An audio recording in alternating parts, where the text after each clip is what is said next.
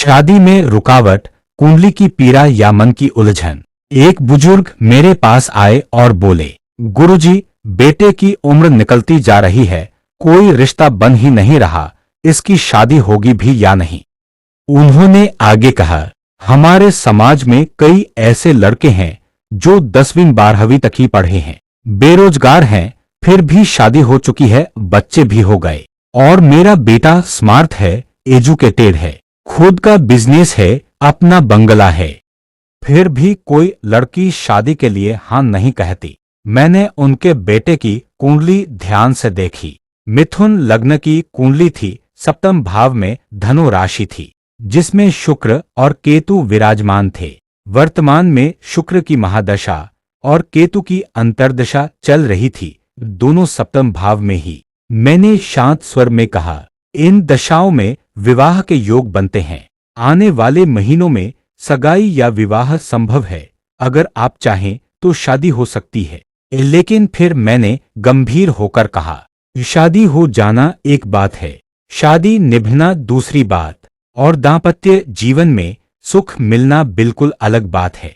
आपके बेटे की कुंडली में ग्रहों की स्थिति संघर्ष की ओर संकेत करती है, इसलिए विवाह के बाद कुछ मानसिक या व्यवहारिक उलझने संभव हैं। 3 महीने बाद वही बुजुर्ग फिर आए, इस बार चेहरे पर खुशी थी। एक लड़की पसंद आई है, उन्होंने बताया, दोनों पक्ष तैयार हैं। मैंने कहा, तो फिर शुभ मुहूर्त देखकर विवाह करवा दीजिए। तभी उन्होंने कहा, परिवार के कुछ सदस्य मना कर रहे हैं, कहते हैं कि लड़की हमारे बेटे को सूट नहीं करती।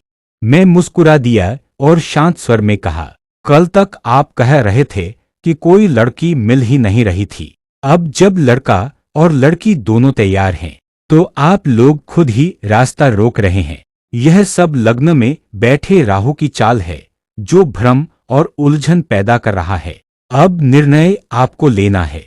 अब प्रश्न था, ना कहने का अर्थ है अगले 2 वर्षों तक बेटे की शादी की अनिश्चित प्रतीक्षा।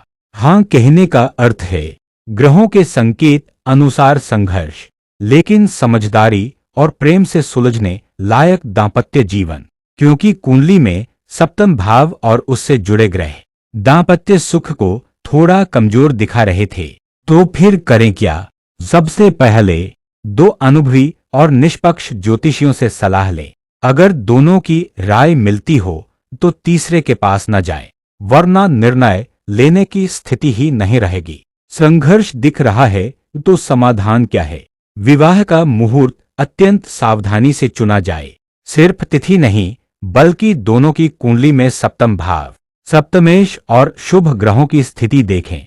विवाह के समय का गोचर और नक्षत्र अनुकूल हों, इस पर विशेष ध्यान दें, क्योंकि एक उत्तम मुहूर्त जीवन की पीड़ा को काफी हद तक कम कर सकता है। और अंत में मैं हर परिवार को कहना चाहता हूँ, ज्योतिष हमें दुर्भाग्य या कठिन समय से बचा नहीं सकता, लेकिन उसे समझकर संभलने का रास्ता जरूर दिखा सकता है। यह शाश्वत सत्य है, इसलिए ऐसे समय में निर्णय दबाव में नहीं, धैर्य और प्रेम से लें। जब ग्रहों की दशा आपके पक्ष में नहीं हो तो शांत रहना ही सबसे बड़ा उपाय होता है, क्योंकि बुरे समय में व्यक्ति का क्रोध नहीं, उसकी शांति ही उसे सुरक्षित रखती है। हर हर महादेव।